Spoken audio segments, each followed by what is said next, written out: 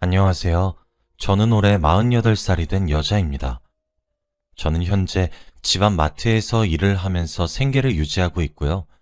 저랑 딸 둘이서 살아서 어느 정도 먹고 살 정도는 돼요. 사실 저는 저희 딸을 제가 17살 때 가졌습니다.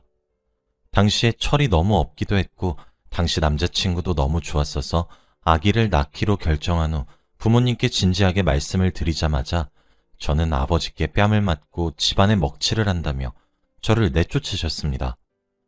저희 아버지는 워낙 가부장적이시고 이렇게 어린 딸이 밖에서 임신이나 해오니 정말 실망을 하셨다며 앞으로는 딸 없는 셈 치겠다고 나가라고 하셨죠. 저는 아버지를 설득하지도 않고 저도 아버지에게 당당히 잘 살 거라고 나도 부모 없는 셈 치겠다고 한 뒤 나왔죠. 저는 아이를 임신해서 학교도 자퇴하고 남자친구와 동거를 하려고 했고 저희는 겨우 주위 사람들에게 돈을 빌려 작은 단칸방을 하나 잡고 살게 되었습니다. 그래도 남자친구랑 저랑 아기까지 평생 행복하게 살 생각에 환경이 좋지 못해도 기분은 너무 좋았고 앞으로의 날이 기대가 되었죠. 남자친구는 고맙게도 새벽부터 밤까지 하루도 빠짐없이 일을 했고 남자친구 혼자서 생활비를 버는 게 안쓰러워서 어떻게든 돕고 싶어서 만삭이 될 때까지 집에서 볼펜을 조립하는 부업을 하면서 조금씩 돈을 벌었어요. 그런데 출산을 하고 아이를 키우니 드는 비용이 정말 어마무시하고 도저히 저희가 버는 돈으로는 감당할 수 없을 정도로 큰 액수의 비용이 들었죠. 그래서 저희는 돈 때문에 자주 싸우게 되었고 그럴 때마다 남자친구는 연락두절이 된 상태로 집을 나가서 들어오지 않는 경우가 태반이었습니다. 저는 그럴 때마다 신생아 아기를 혼자서 감당해야 하는 게 너무 벅찼고 남편을 사랑하는 감정도 점차 줄어들게 되어 더 이상 같이 살고 싶지도 않았죠. 그런데 어느 날 일어나니 남자친구가 없었고 편지 한 장만 남겨둔 채 그는 사라졌어요. 연락을 해도 당연히 받지 않았고 실종신고를 하려고 하면 사유가 있어야 하는데 사유에도 해당이 되지 않아서 저는 아무것도 할 수 없었죠. 남자친구는 친구도 없었고 주위에 아는 사람이 없어서 남자친구가 다니는 회사에도 찾아가 보았지만 모른다는 대답뿐이었습니다. 편지 속 내용은 도저히 힘들어서 못 살겠다며 아기 잘 키우라며 혼자 두고 가서 미안하다는 내용밖에 없었죠. 저와 남자친구는 혼인신고를 한 것도 아니라서 정식적인 부부관계가 아니기 때문에 남자친구는 쉽게 저와 아이를 떠난 것 같아요. 저는 남자친구 하나만 믿고 집도 나오고 학교도 자퇴했는데 이렇게 떠나가니 저는 제 딸을 안으면서 보육원에 보낼 생각까지 하며 솔직히 고민했지만 너무 예쁘게 자고 있는 아이가 부모 잘못 만난 죄 때문에 고아 소리를 듣게 하는 건 싫어서 저는 혼자서라도 살아보려고 했습니다. 잠도 자지 않고 하루 종일 일만 했고 아기를 포대기에 메고 새벽에 목욕탕 청소 일을 하거나 우유 배달을 하면서 돈을 벌었고 점심이나 저녁에는 식당에서 설거지 일을 하면서 생계를 겨우 유지할 수 있었어요. 처음에는 아기를 포대기에 메고 일을 한다고 하니 전부 극구 반대하면서 안 된다고 했지만 제 딸은 워낙 착해서 울지도 않고 참하게 잘 있어서 방해도 되지 않았기 때문에 사람들이 제 딸을 많이 좋아했죠. 사람들은 미성년자의 아기를 낳고 남편도 도망간 저를 보고 다들 손가락질하기 바빴지만 저는 저희 딸만 바라보고 살겠다고 다짐했고 주위의 시선 따위는 생각하지 않았죠. 이렇게 보잘것없는 엄마 밑에서 자란 아기가 지금은 어느덧 30살이 되었습니다. 숙녀가 되긴 했지만 제 눈엔 아직 어린 아기 같아요. 저희 딸은 저한테 손 하나 안 벌리고 나름 좋은 직장에 취직해서 돈도 어느 정도 잘 벌고 있어요. 딸은 저한테 용돈을 주면서 이제 일하지 말고 자기가 주는 용돈으로 살라고 말하지만 저는 딸 몰래 지금도 일을 하면서 돈을 벌고 있어요.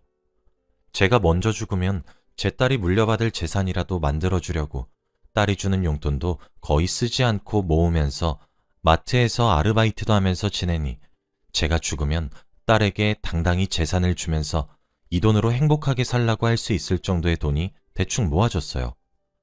그런데 딸이 이제 나이가 어느 정도 차니까 결혼이 얼른 하고 싶었는지 자신이 사귀고 있는 남자를 데려오겠다고 하는 겁니다. 저는 평생 딸과 함께 둘이서 행복하게 살고 싶었는데 딸이 이렇게 떠난다고 생각하니 너무 슬펐죠. 그런데 딸이 데리고 온 남자는 외국인이었고 무려 나이도 10살이나 차이가 나서 저랑 8살밖에 차이가 나지 않았어요. 저는 너무 놀랐죠. 저는 옛날 사람이라서 그런지 10살이나 차이가 나는 사람이랑 결혼을 한다는 것이 이해가 되지 않았고, 그리고 무엇보다 외국인이라서 만약 결혼을 하게 되면 저희 딸이 너무 힘들 것 같았거든요. 그 사람의 첫인상은 제 또래 같아 보였고 제 딸의 남자친구 느낌이 아니라 삼촌 느낌이라서 더 당황을 했어요. 그래도 티는 내지 않고, 그래서 둘이 어디서 만났어? 아, 나 얼마 전에 제주도로 여행 갔다 왔잖아. 숙소를 게스트하우스로 잡았는데 거기서 제임스를 처음 만났고 사적으로 술도 마시고 얘기도 많이 하니까 외국인인데도 불구하고 공감대도 잘 형성돼서 이렇게 사귀게 된 거지. 그 남자는 미국 사람이었고 지금은 한국에서 거주하고 있다고 했어요. 그래서 직업은? 아, 엄마, 제임스 한국말 잘 못해. 열심히. 엄마, 제임스 아직은 한국말 잘 못해. 열심히 배우고 있는 중이라서 내가 통역을 해줘야 돼. 제임스는 지금 건축일 하고 있고 한국에서 자리 잡고 있는 중이라 만약 우리가 결혼해도 한국에서 살게 될 거야. 결혼이라니? 우리 결혼할 거야, 엄마.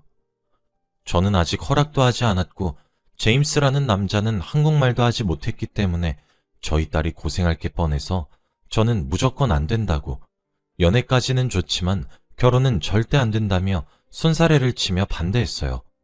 딸은 엄마, 왜 안 돼? 내가 이 사람이랑 잘 살 수 있다잖아. 내가 아빠 없이 자라서 얼른 아기 낳고 우리 아기 아빠 있는 가정에서 키우고 싶단 말이야. 내가 아빠 없이 자라서 얼마나 외롭고 쓸쓸했는지 알아? 저는 딸의 말에 정말 충격을 받았지만 그래도 결혼은 절대 안 된다고 했죠.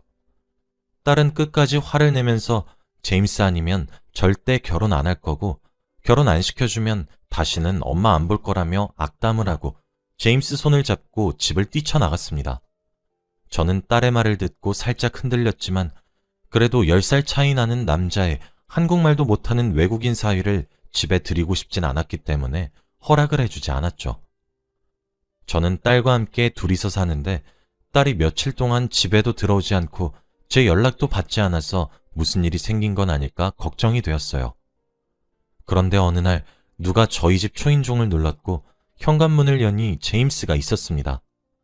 그 사람은 한국말을 못해서 휴대폰으로 번역기를 쓰면서 제게 말을 했고 편지 한 장을 제게 건네주고 인사를 하고 돌아갔는데 편지 내용에는 딸은 지금 자기랑 같이 있고 잘 있으니 걱정하지 말라는 말과 제 딸과 결혼 후에 어떻게 살아갈 것인지, 계획과 지금 자신이 통장에 얼마가 있는지, 그리고 자신의 성격과 제 딸을 처음 만났을 때 어땠는지 등 굉장히 상세하게 자신의 이야기를 써내려갔죠.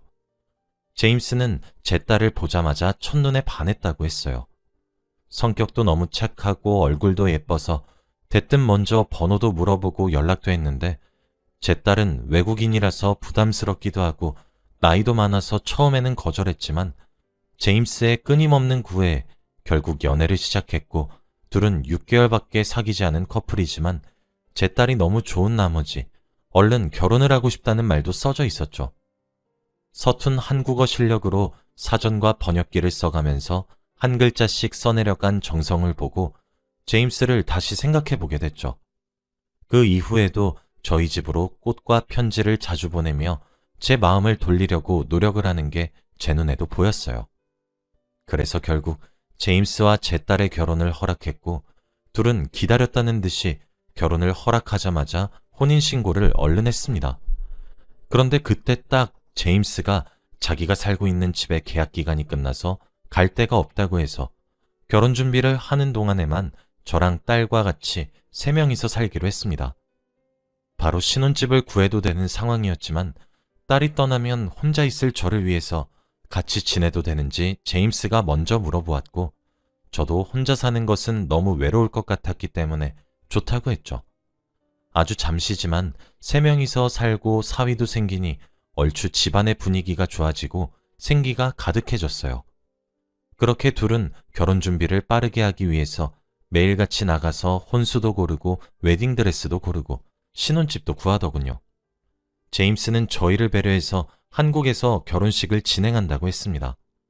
저는 그럼 사돈은 어떡하냐고 물었고, 제임스는 부모님이 두 분 다 돌아가셔서 오실 분들 없다고 했고, 제임스 측 지인들이 거의 없기 때문에 저희는 아주 작고 소소하게 저희만의 결혼식을 올렸고, 저도 그런 결혼식이 마음에 들었어요. 그렇게 결혼을 하니 제 딸과 제임스는 신혼집으로 갔고, 혼자 지내는 제 생각에 주말마다 저희 집으로 놀러와서 제 말동무를 해주곤 했죠. 주말에 딸이 회사 일로 바빠서 오지 못할 때에는 제임스 혼자라도 와서 저랑 같이 있어주곤 했고, 제임스도 어머니가 안 계셔서 그런지 저를 엄마처럼 많이 믿고 의지하는 것 같았어요. 그동안 제임스는 결혼 준비를 하는 동안 한국어 공부를 많이 했기 때문에 이제 어느 정도 우리가 무슨 말을 하는지 알아듣긴 하지만 그래도 여전히 글을 쓰거나 말을 하는 건 서툴어요. 그래도 요즘은 번역기가 있어서 소통의 문제는 잘 없었답니다. 저는 주말에 제임스가 가끔 저희 집에 놀러 오면 한국어 공부도 같이 해주고 많은 도움을 주곤 했죠. 그런데 제임스가 혼자서 저희 집에 오는 날이면 꼭 집으로 돌아갈 때 미국식으로 인사를 해요. 그런데 제 딸과 같이 저희 집에 오는 날에는 저한테 한국식으로 허리만 굽히면서 인사를 했죠. 저는 처음엔 의아했지만 제임스가 미국 사람이라서 아직 한국식 인사에 적응을 못해서 그런가 싶었죠. 그래도 저도 미국식 인사를 배워야 제임스도 좋아하겠다는 생각에 미국식으로 인사하니 정말 제임스도 좋았는지 해맑게 웃더군요. 그렇게 저는 제임스와 더욱 친해졌고 대부분 장모라고 하면 거리를 두면서 불편하게 생각하는데 제임스는 오히려 저를 너무 다정하게 대해줘서 고마웠죠. 저는 평소처럼 마트에 출근을 했고 아르바이트를 하는 도중 모르는 번호로 전화가 오더군요. 저는 원래 모르는 전화는 잘 받지 않는 성격이지만 그래도 그날은 왠지 모르게 그 전화를 받아야만 할 것 같은 기분이 들었어요. 저는 조용히 화장실로 가서 여보세요? 라고 하니 혹시 김지현 씨 보호자분 되세요? 여기 응급실인데 김지현 씨 단축 번호에 저장된 번호로 전화드렸거든요. 지금 당장 와주셔야 할 것 같은데요. 라고 말하더군요. 저는 그 전화를 끊고 황급히 응급실로 달려갔는데 달려가는 내내 제 딸을 잃을까봐 너무 두렵고 무서웠습니다. 응급실로 가니 제 딸은 피범벅이 되어 있었고 옆에는 사위가 있어서 도대체 무슨 일이냐고 의사에게 물어보니 딸이 교통사고가 났다고 했습니다. 딸이 퇴근을 하고 신혼집으로 돌아가면서 신호를 위반한 화물트럭과 크게 부딪혀 차가 3번이나 뒤집혔고 저희 딸이 지금 숨을 쉬고 있는 것도 기적이라고 했습니다. 딸은 숨은 쉬고 있지만 눈은 뜨지 않는 혼수 상태였고 사위는 옆에서 제 딸의 손을 잡으면서 눈물만 뚝뚝 흘리고 있었죠. 이런 청천벽력 같은 일 때문에 딸이 눈을 뜨지 못하는 게 너무 슬펐고 저는 그날 이후부터 한시도 딸 곁에서 떠나지 않으면서 딸을 간호했습니다. 그런데 딸은 뉴스에 나올 정도로 교통사고가 너무 크게 나서 병원에서도 깨어날 기미가 보이지 않는다고 했고 다들 저에게 이만 포기하라는 말만 하더군요.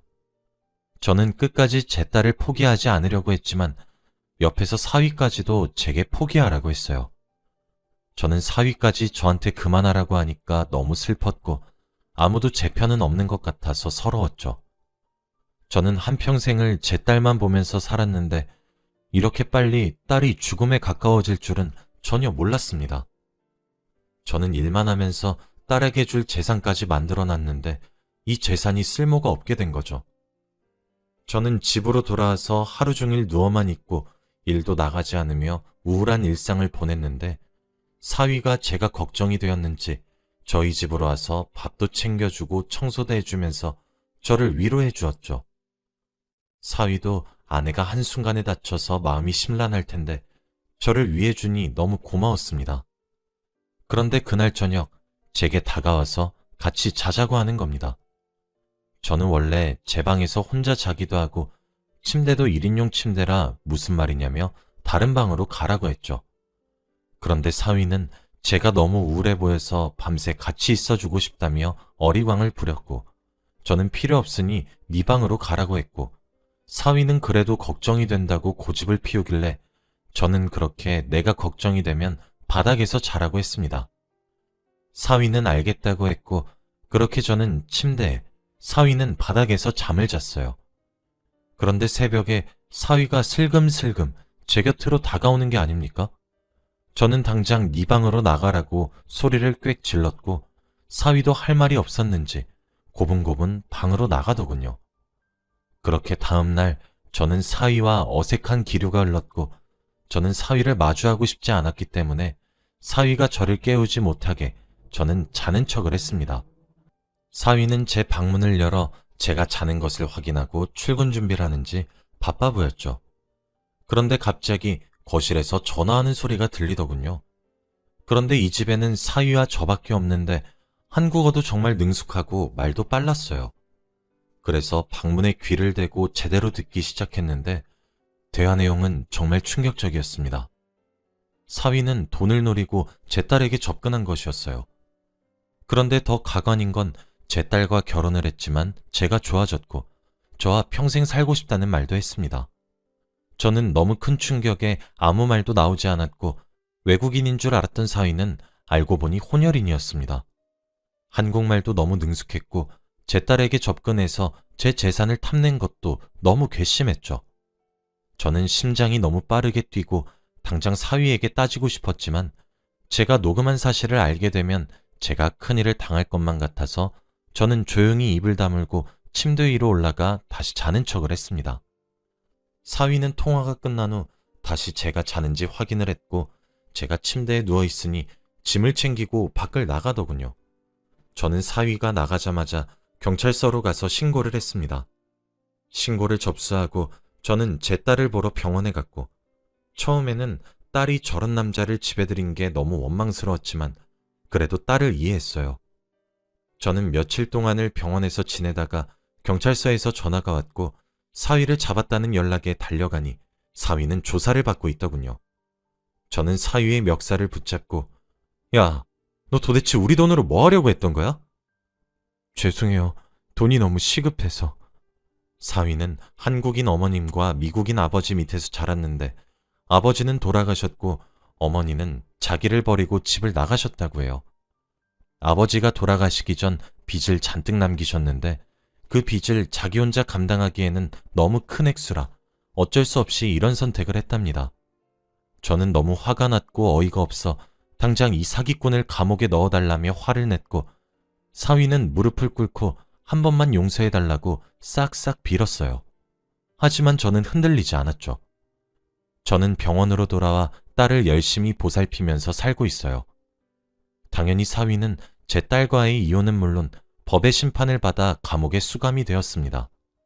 그리고 얼마 지나지 않아 딸은 기적처럼 눈을 떴고 아직 걷는 것은 힘들지만 손가락도 움직이고 제 말도 얼추 알아듣는 것 같습니다. 사위가 인공호흡기를 떼기 전에 제가 그 사실을 알아서 얼마나 다행인지 몰라요. 만약 사위의 계획대로였다면 제 딸은 이미 이 세상 사람이 아니었겠죠? 그 생각만 하면 정말 아찔합니다. 제 사연은 여기까지입니다. 감사합니다.